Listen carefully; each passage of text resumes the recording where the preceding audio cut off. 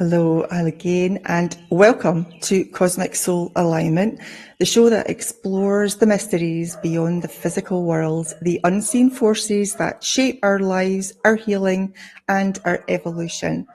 And here we dive into the realms that can't always be measured or explained, but can absolutely be felt. The energy, the intuition, and consciousness that connects us all. So each week we have guests who have crossed thresholds, lived extraordinary experiences, and discovered truths that challenge the limits of what we think is real. We explore how to align our soul with the cosmic wisdom that's always been within us. So today's show is sponsored by Stephanie McAuliffe, an amazing woman who helps self-aware leaders protect their energy, stand in their truth, and heal what lies beneath their stories. And we'll be discussing how we've normalized small traumas, the energetic bubbles that we carry, and the power of boundaries to transform our lives. So get ready for a conversation that's both grounded and expansive, one that invites you to see yourself, your patterns, and your healing in a whole new way. So welcome to the show, Stephanie. Thank you. It's so good to be here with you today, Dawn. Thank you. Now, before we begin, you have very kindly given me an offer for the viewers for your ebook. Now, this is completely free. So tell us a little bit about the book and how it can help people to free themselves. The Impact of Silence. So this is the paperback copy of it. Reclaim the Sovereignty of Your Soul. This is a book about how we've been systemically silenced. We continue to silence ourselves and to come back to the power of your voice. There's an invitation in each chapter to take the reader deep into their own journey. Excuse me. It includes science and the mystical and the practical and the metaphysical, and it is a gift of love for healing for all of us. Sounds amazing. And when you sent me the information, I downloaded it, and I haven't been able to start it yet, but I'm very much looking forward to reading it. So the information and the URL will be below this video in the description if you've not got your phone handy. So, okay, Stephanie, your story took you from 27 years on Wall Street to helping people reclaim their energy. Now, that is quite the pivot. Tell us a little bit about your story and how you got to this stage in your life. When I was in high school, I had absolutely no idea what I wanted to do. Because of trauma, dreaming did not feel safe. And so a lot of what I did in the world was based on what the people around me told me I was supposed to do, what I thought I was supposed to do. And my father took me to a management consultant, and I did a battery of tests, and the reports came out in the green bar paper. And the two big things that came through were computers or art. Now, I love art. It was a way for me to be able to express myself when I felt like I didn't have a voice.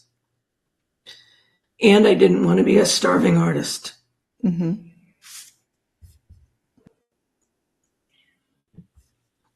I didn't want to be a starving artist, so I went into computers.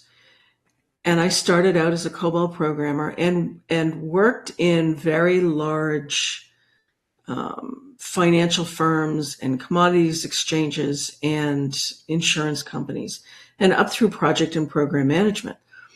The beautiful thing about that is it gave me something to focus on until I was ready to focus on and heal the traumas I had experienced. Because traumas began for me really in the womb. I was conceived, as I say, in the back of a station wagon in a grapefruit grove during spring break over a 6-pack of beer. My mother quit college and got married, and my parents had me, thankfully. And there was a lot of trauma. There was mental illness. There was emotional neglect. There was psychological trauma. Physical sexual trauma started when I was very, very young, including the age of 6, 4 years of it that began at the age of 8. There were a lot of things that I experienced that no person ever should, and yet many people do. Yeah.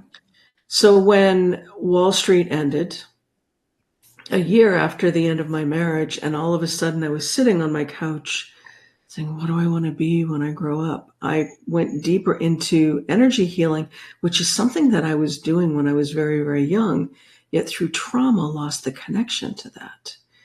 And so really, Wall Street was a foil and a container for me to focus on the things I needed to do that I thought I was supposed to do until I was ready to step back into what I'm doing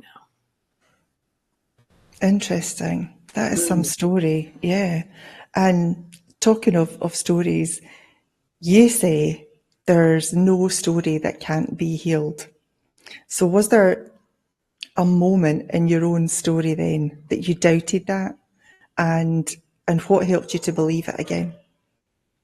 For many years, I thought I was a victim of circumstance, of growing up around multiple generations of sexual abuse and not being protected, and functional alcoholism and mental illness and anger and many, many layers.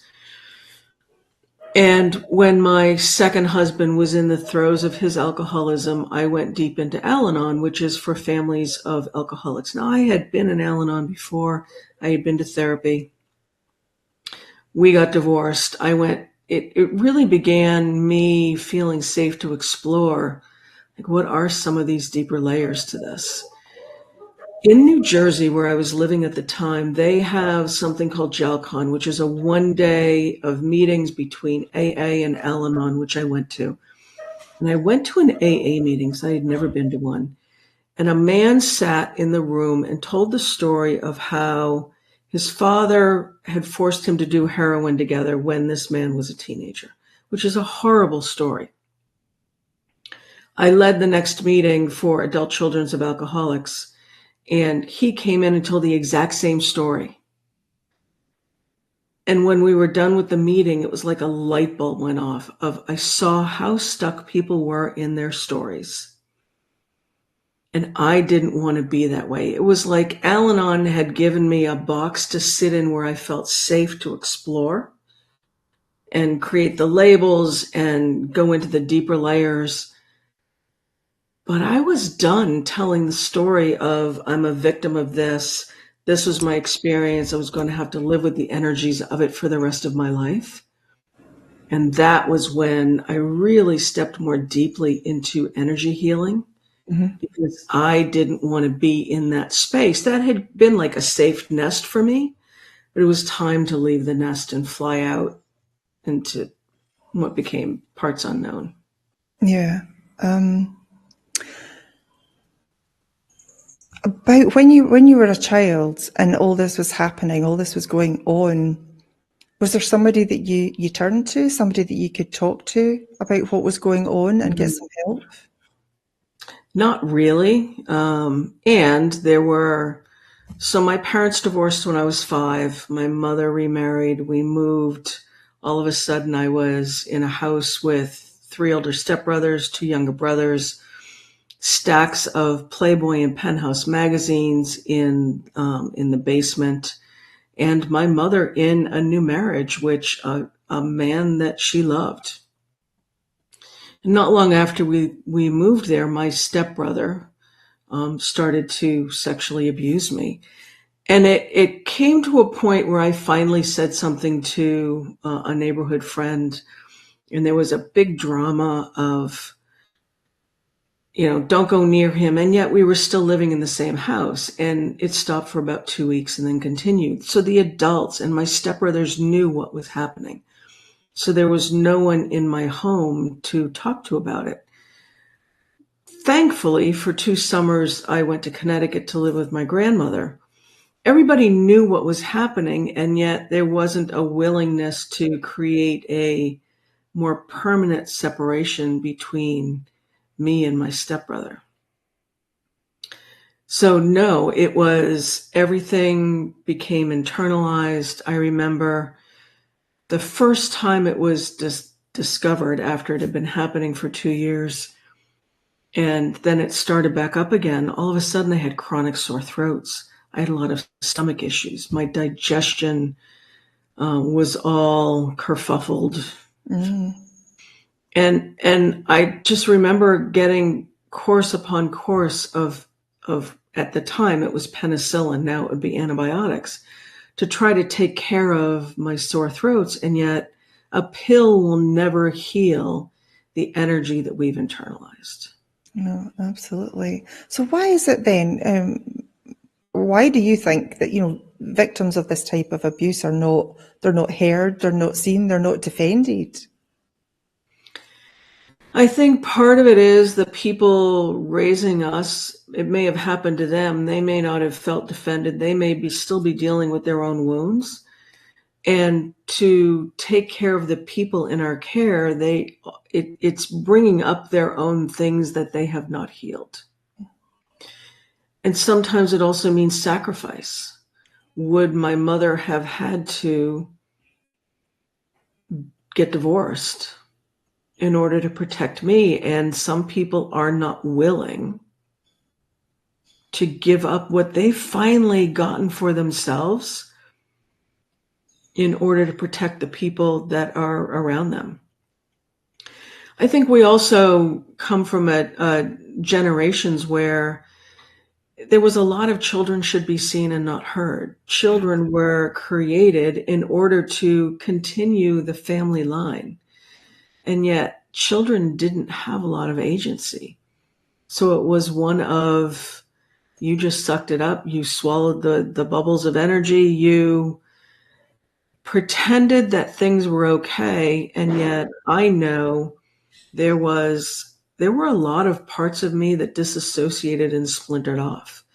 And I think that's why so many people now walk around not feeling connected with themselves, because through trauma, we disassociate and we splinter as a form of protecting our soul. It's a form of denial as well, isn't it? And we're going to talk about that in a bit. I've got one more question for you about your story, because I've heard you talking about, the wisdom that comes from our scars. So can you expand a little on that for us and maybe share a scar that became, your greatest teacher, maybe?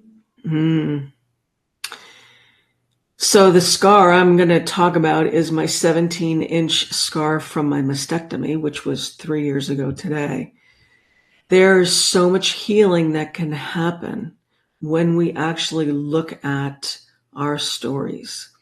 I am doing this work now because I was willing to not be defined by all of the labels that I carried.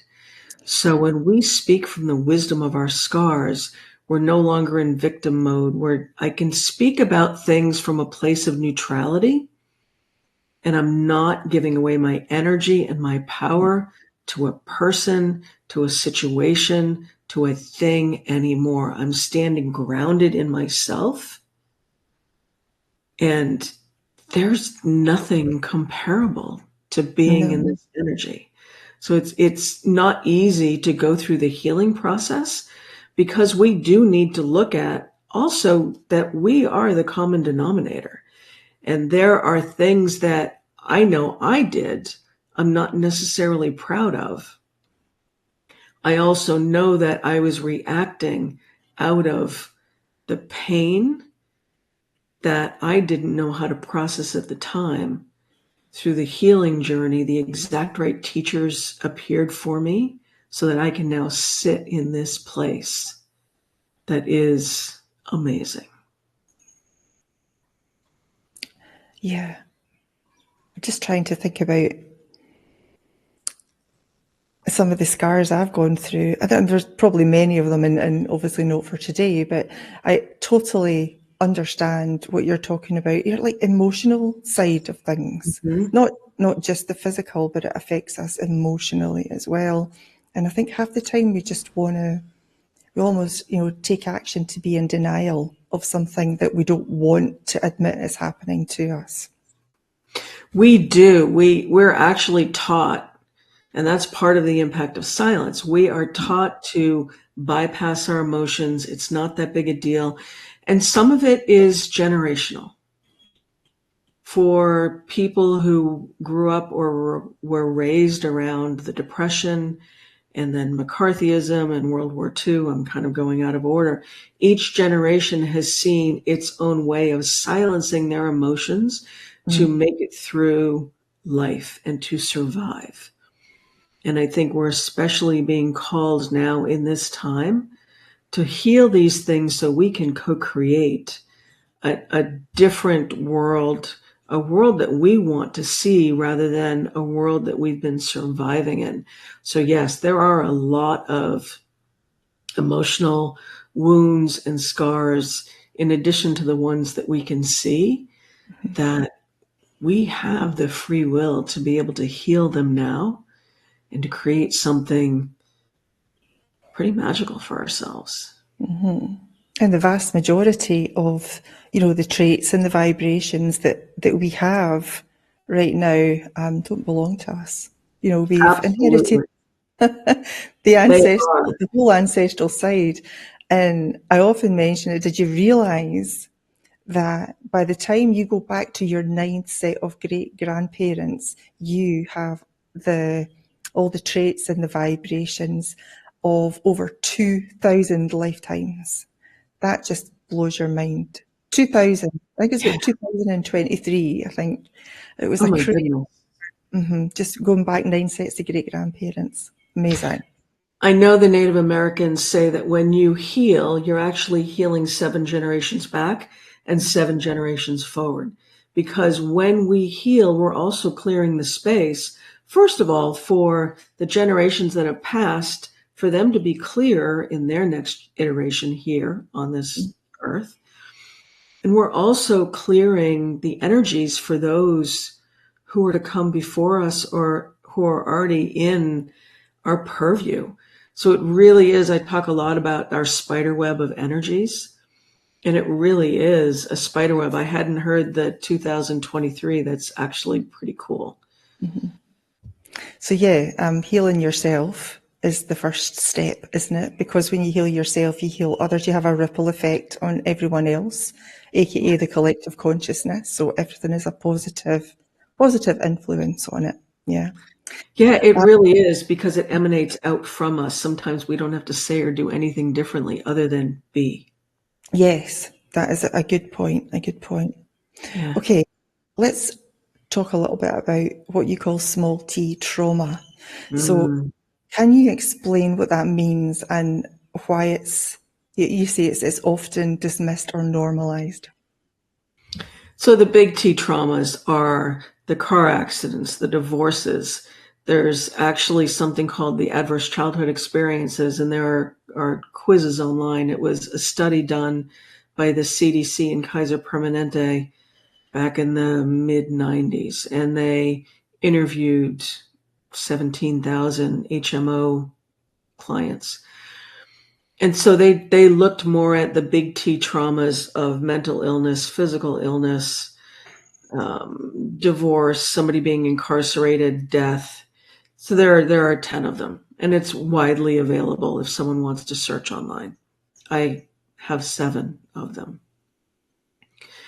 But they looked at the health impacts to these people as adults, because there are the smaller T traumas that are associated with them. When someone is divorced, for instance, when my father remarried, his wife was like an earth angel to me. When they divorced, there was no discussion. It was like I experienced a death of someone who had been really significant to me in a time that was very hard. I had no more contact with her. There was no discussion because my mother didn't care about her ex-husband's ex-wife, and my father didn't want to talk about his ex-wife. So that's an example of a small T trauma. Or another small T trauma is the fact that I lived in a household under a roof where people knew I was being sexually abused. and there was no support. There was no talk about it. There was no protection. So small T traumas are like these bubbles that we swallow because these energies have nowhere to go. And we internalize these hurts and these things that we can't give a voice to. And it compounds. So the big T traumas are the things that we see that we can deal with. If someone has a broken leg, we can take them to the doctor. We can get a cast. They can get crutches. But the small T traumas are these things that a lot of people don't know how to deal with because they don't have the tools. So it's easier to just say, suck it up. You're going to be okay. There's nothing here to do. And it can really create a feeling of our own powerlessness and our own question, like our worth. Like, why am I not worth fighting for? Because it's something that they can't see necessarily. It's something that's internal to you. And they can't see it, and they've not had that kind of experience, so there's no understanding there either. So I can understand it must be really hard to gain that understanding of what the person's going through. Yeah, we need to do more about that, don't we? Try and help. Yeah, we do. These And internal, yeah. yeah, and this is where we can get curious. Because we may not understand what someone has experienced, we can still be a shoulder for them to lean on, an ear for them to speak to. Sometimes we don't have to do anything at all other than listen. Because when we as children are taught to shut down our feelings, it can be a real challenge to connect with, how do I really feel about this when something happens as an adult? Yeah, when you're told not to feel, just do as you're told. Exactly. And I think this is why it's a challenge, not just for women, men as well. And I love seeing the men's movement. There's a lot of healing available that women go to. There haven't been a lot of groups for men. And yet women of a certain age are saying, I'm not going to go back into an old dynamic of a relationship where I am holding the emotional weight for my partner. Men are stepping into this work as well to realize that they too have experienced a lot of these small T traumas that they weren't given a voice. In some ways, don't be a pussy, man up. Boys don't play with dolls. Stop being a big girl. Right? There's a lot of messages that have been out there for all of us. Yeah, don't talk about that. Don't cry in public. That's weak. Yeah, so not weak. It's not, and we're finding strength in it. I'm also empowered by what I'm seeing on certain social media of people calling out people who are saying and doing really negative things. It's like social media has empowered us to project our wounds onto other people. And there are now people who are saying, no, this isn't right, and calling people out for really bad behavior. In a sense, we're calling out the bullies. And if you think of it, bullies have their own unhealed traumas. Oh, so much, yeah. And so we as adults are able to call out the adult bullies because collectively, there are many of us who are breaking the ties of the spider web and breaking the cycle and saying, no, this old behavior that we grew up with is no longer tolerable. And this is where we can all look at our healing. It's very interesting, though. About 3 or 4 years ago, I had a vision of a bridge, and the middle of the bridge fell into the river that it was over. And only about 20% of the people came onto the side of the bridge that I was on. There are a lot of people who don't want to heal, who don't want to to let go of their story, who don't want to step out of the box that they've been in. Mm-hmm. And that is a big part of that 70 to 80% that is on that backside of the bridge. Healing is available for all of us. Yeah. And we have the free will to choose whether or not we want to speak from our scar, from our wounds, Mm-hmm. or heal and speak from the wisdom of our scars. Yeah. And I think part of the problem is that these people, these 70 or 80% that you were talking about, they don't realise that they can change things. They don't realise that what they're stuck in can actually change, and it's down to them. They are just not aware. So part of what I like to do is help people to become aware, to understand that they may have had a really bad story. They've been suffering for most of their lives, but they have free will and they have choice and they have the ability to change it. They just need to ask how. They do. And this too is, I love that you do this work. And this too is a big part of my work, because when we have awareness, we then have the choice of whether or not we want to shift something. Now, there may be a point where we say, I'm not ready to yet. And yet is the operative word. I remember when, right after 9/11, and I was working in Jersey City, right across from the World Trade Center, and watched the whole thing firsthand. And I was dealing with my first husband's alcoholism, because I married two alcoholics. So I followed the family tree, if you will. Mm-hmm. And I remember saying to my therapist, I am not ready to deal with his alcoholism yet. And so it was there. And I made the conscious choice of I needed to do some of my own internal work first. So yet can be a very powerful word, because we have the awareness. We know it's there. And Spirit of the universe will bring it to us when we are ready to work through it.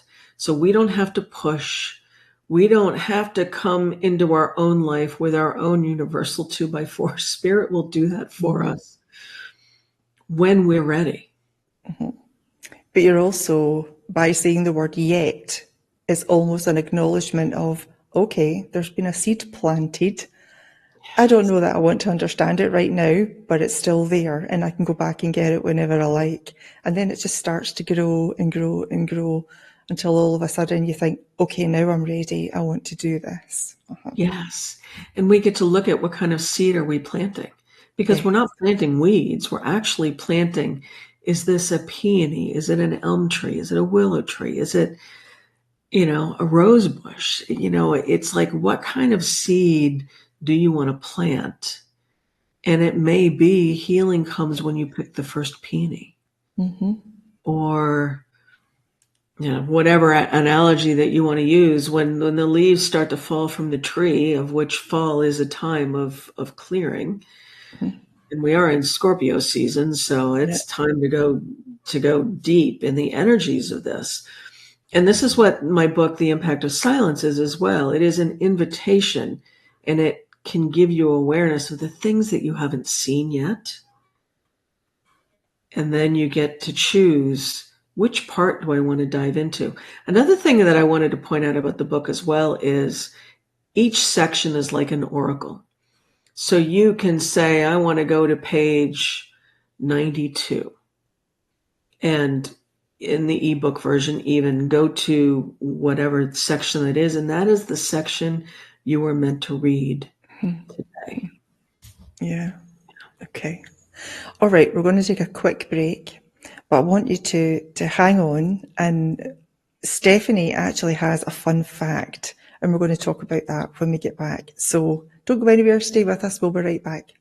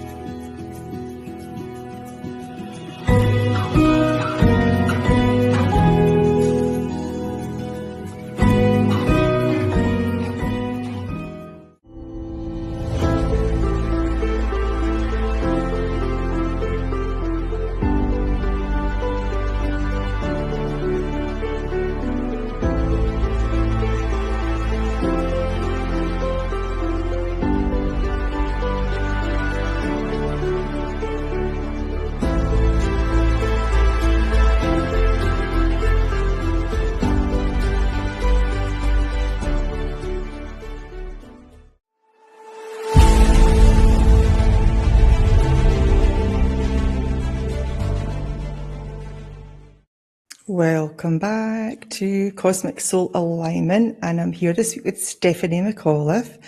Now, Stephanie gave me a fun fact, and I wanted to talk a little bit about it.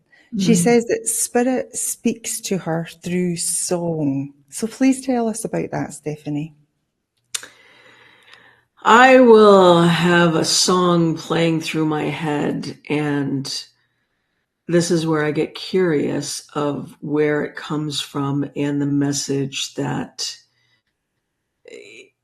comes with it. So this morning I've had No Doubt's I'm Just a Girl playing through my head, and I've been working on some family energies and old contracts and paradigms around money and wealth. And part of the message of this song is why don't you just let me be? And there was something else that came to me this morning too when I was thinking about it. And then for a couple of days, I had Matchbox 20's song Push playing through my head. And it's also a song really about freedom. Mm-hmm. So this is where I get to get curious of spirit gives me messages in many, many ways. Mm-hmm. I will see symbols. My dreams can be very prophetic. I work with multiple forms of divination cards. I have my pendulum right here that I work with. But song is one of those things where I love music. I love live music. And it is another way for spirit to get me to pay attention in a different way. Mm-hmm. Yeah, it's amazing how they communicate with us in the strangest of senses there. And mm-hmm. I had to laugh inside there when you were talking about your dreams. Mine have been off the charts lately, absolutely crazy. And I think if anybody was to spend 30 seconds in my dream space, it would freak them the hell out. It really would. Some of the things that are coming. Why is that? Yeah. Coming through, just so muddled. But when you sit back and you think about it, it actually makes sense about a message they're trying to get to you at the time to help you through a specific situation. So I have really learned to sit up and take notice about my dreams, as much as I can remember of them. But yeah. Through songs, and that's made me think, actually, because quite often I have songs in my head for days and I just try and shut it out because it's annoying and I don't want to hear that anymore. It's distracting and I want to do something. I need to pay more attention because I did that not that long ago. And like you said, it's very symbolic. I think it gives you little words and little phrases. So when I go and look at the lyrics, it makes sense about what I was going through in that day. So yeah, they communicate in very strange ways. We just need to be open to receiving it. And with your dreams, do you journal on them as well? Yes, I do. Yeah. And much more so lately. Mm-hmm. Yeah. Because I find that it's not necessarily the initial message that we see is when we go a little bit deeper with the lyrics of the song or the meaning of the dream. It's like, oh, that's what that means. So, like I said, spirit is a lot like Scorpio. It's like, let's go into the waters. Let's go into the deeper aspect of this to see what's really underneath the surface. Yeah, none of this dipping your toe in malarkey. Let's get in there. Right. Just dive in, and it's fascinating when we actually give ourselves the space and time to go a little bit deeper, because there's so much healing that can happen. There is, yeah. Yeah. And to let it flow, just to let it happen instead of just ignoring it. Just accept that it's there and it's going to come up one way or the other. And you can either make it easy for yourself or you can make it really hard. The choice is yours. And I find that, just like you said, you'd have a song playing in your head for a couple of days and you just wanted to push it away. That's the same thing that we've been taught with our emotions, to swipe left on them, to not pay attention. And we think that when we have separation, that we're no longer there. It's like, when we leave a job or we leave a relationship or we're no longer living in a certain place, that separation, we just don't have to deal with it anymore. And yet there are still energetic connections there for us. Like, why do we continue to have the same type of partner or the same type of job or the same type of friendships? It's like these songs replay. These are our patterns. And when we pay attention and give ourselves the time, instead of trying to swipe left, and we know the energy doesn't go away, we can transform it. But if we're not willing to look a little bit deeper, eventually the universe will come through with a 2x4 to get us to pay attention. Yeah, and that was actually leading right into my next question, which was about, your statement, the bubbles of energy that we swallow, and that's quite a powerful image when you think about that. So talk to us a little bit more about when we swallow these bubbles, what happens? So we decide to release them. Yeah. So if you think of, if you're one of those soap thingies and you're blowing air into the soap and it creates the bubble. And when you're outside, it will float for a while and eventually it will pop, and the energy, the air that created it, as well as the soap, will dissipate. And when we're in a healthy situation, we're able to speak about what it is that we're experiencing. And it's like these bubbles.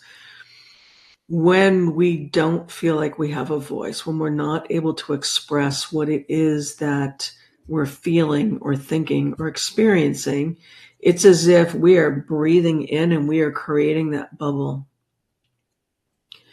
And eventually that bubble pops and all of that energy sticks to our cells.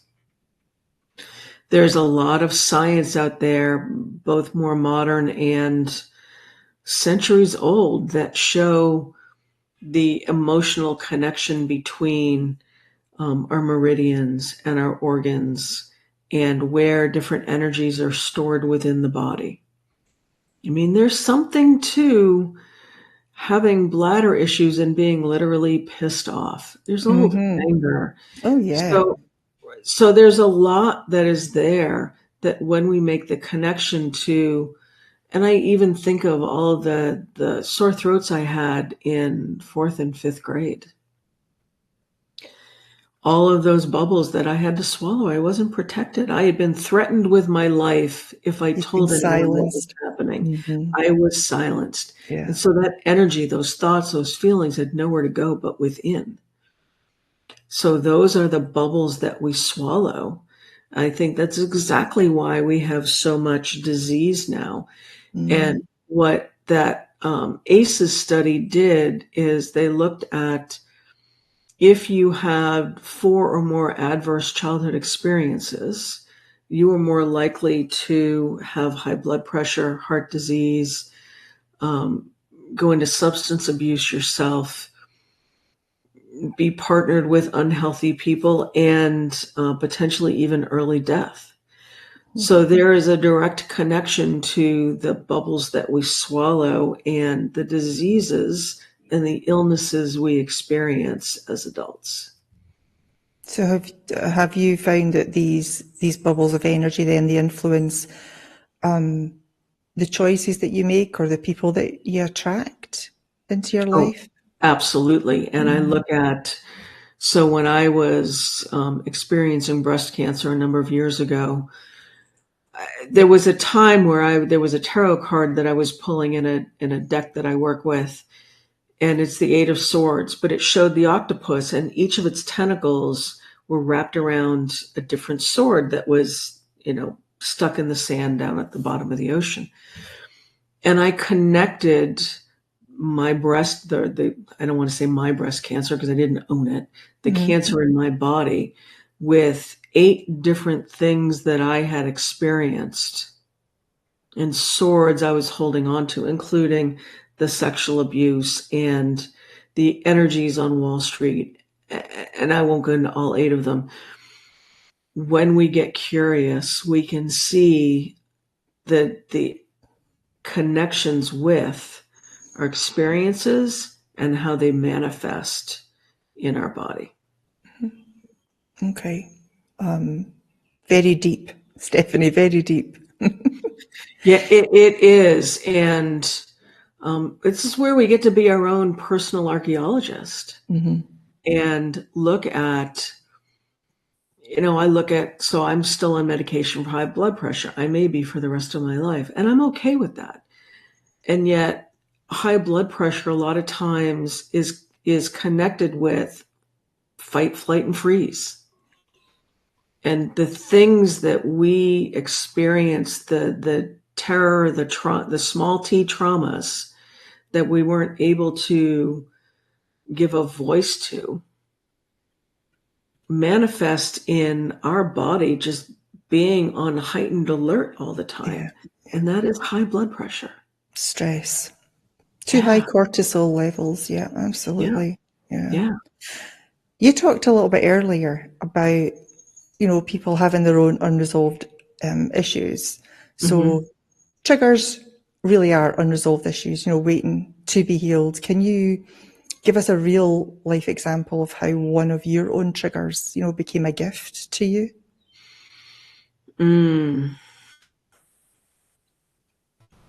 There's so many of them. It's any time. So I'll use, for instance, my mother passed away a few months ago. I didn't know I was going to talk about this. And there are one of my family members, we've been like oil and water. And we used to trigger each other all the time. There was a lot of childhood competition between us. And I was very jealous of the fact that he got a lot of attention when I didn't, because he had a problem with something was happening with his ankle and he needed to go into the hospital. And yet here I had these things happening and all of the attention was on his big T trauma versus my small T trauma. And there was an effort to keep me away from her in her final 2 months of life. And yet Spirit, in her way, I was able to talk with her while she was in the hospital, because I had come to the point of, I was at peace with what had happened between us. So I held no more ill will. My final words to her were, I love you and I'm thinking of you. I could have really allowed myself to be triggered by what one of my siblings was doing, because of the layers of healing that I have done. I see that he has his own wounds. I wish nothing but the best for him. And I still want nothing to do with him. So I hope that answered your question. It was kind of a roundabout. Yes. It's about forgiveness as well, though, isn't it, Stephanie? You've got to be able to talk about something that has upset you, that's traumatized you in your past with a person, and actually not let yourself get affected by that. It's to release it enough so that you can leave it in your past and you can move forward. Forgive that person, forgive yourself, and move on. And not to say that there weren't some smaller triggers during this process. And when I am triggered with something, I see it as a catalyst for something to heal. So this journey of her final 2 months of life with family allowed me to heal some of those like really fine spider webs. So it was a gift for me to be in this space now of, you know what, I wish you well. But you saw it as an opportunity, right? Absolutely. You've now flipped your thinking around, and you now see your triggers as opportunities for further healing. Yeah. And I think the quicker we all understand that, the quicker we can all heal. Yes, because the old me would have lashed out. Yeah. And the thing is when, and I see this and I teach this with my clients, is people are invested in us being invested in their story. So they will throw out a line with the bait on it, hoping that we will take the hook and react in the old way that we did. So that justifies to them how they feel. And when we no longer take the bait, first of all, we're not giving away our power in their story. Mm-hmm. We're not pulled into their energy. We get to stand as a sovereign being and actually be much more objective and to be as an observer, because we can see what they're doing. And we can also wish them well, to hope that they're not one of those 70 to 80% who choose not to heal, who choose to remain in their wounds as we've moved to the other side of the bridge. Mm-hmm. Yeah, there's been lots of, people in my life as well that I can now look back and say, I know you treated me really badly, but that's okay. That's not me. That's not me anymore. And I have severed that relationship with you. So now I have taken back my power and I've risen my boundary line, and you don't get to do that to me anymore. Because that's where I was being, verbally, psychologically abused. I only managed to get past that because of the sudden realization that I was only being abused because I allowed it. I did not stand up for myself. I had nobody standing up for me, but I did not stand up for myself. Right. And as soon as I realized that, that was just a massive turning point in my life. It is. We are the common denominator. Yes. And yes, when we're young, we don't have a choice. We have full choice as adults. And this is why I say energy healing is so important. There are so many people out there that focus on action and mindset. Energy healing, I say, completes the sentence, and that is meant to be a metaphor because it is a way to free us of the sentence sometimes that we either created or we perpetuated, and we just want to get out of, because we're not meant to stay in those boxes and in those old stories.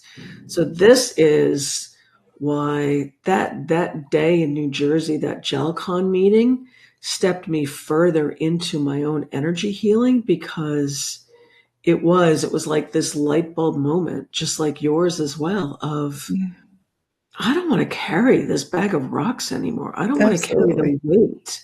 It's time to rise up to a new level and create something new. And I will say that for those of us who experience trauma, big T or little t, and it didn't feel safe to dream, as we clear those old energies, this is where we get to, play with the energy of the universe and co-create. And I'm going to use the word manifest, but manifest in a different way, because it's not just about, I'm going to think about the Jaguar and all of a sudden it's going to be in my driveway. It's like, what am I creating to be able to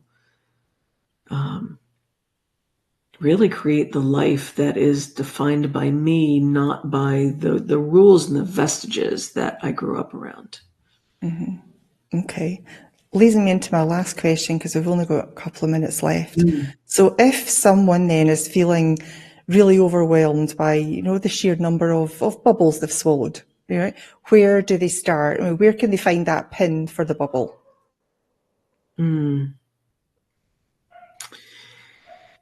First of all, it's only focus on one at a time. And you can ask spirit. One of the things I used to do at night is I would clear my energy, and then I would ask spirit for guidance into what is next for me to look at. And a lot of times it would come in a dream, or it might come in a song. And that was the one thing that I focused on, because we did not get here overnight. Healing will not happen overnight. This is where we get to be patient. And this is where we get to say, not yet. Because family can be one of our greatest teachers, and family can be the source of some of our greatest wounds. And sometimes it may mean temporary separation from certain people so that you have the space to actually breathe and get the impact of silence, because there are a lot of invitations in there for you to go deeper into your own story. So it is really one of, instead of trying to push through and say, I want to be healed right away, give yourself space and time to breathe and ask spirit for guidance. Yeah, Because and go you easy will, on yourself. exactly, because this is one of forgiving ourselves for sometimes staying in situations that weren't healthy. You weren't ready to leave it yet. Yep. So playing with curiosity and the word yet, and allowing yourself to really kind of play with the magic of the universe and co-create. Because one of the things I like to do too is when I am on the other side of this, what do I want to fill that space with? And sometimes it takes dreaming ahead of to understand what it is that we're ready to let go of. Yeah. Lovely. Okay. We're out of time now, Stephanie. Thank you for joining us today. It's been a great conversation. I've really, really enjoyed it. And to the viewers, thank you for joining us on Cosmic Soul Alignment, where we explore the mysteries beyond the veil and the truths that connect us all. So I hope today's conversation inspires you to look a little deeper beyond the physical, beyond the obvious, and remember that there's always more to life than we can see. So until next time, stay curious and stay open and keep aligning with the wisdom of your soul. So take care, and I'll see you next week for another journey beyond the veil. Thank you, Stephanie. Thank you.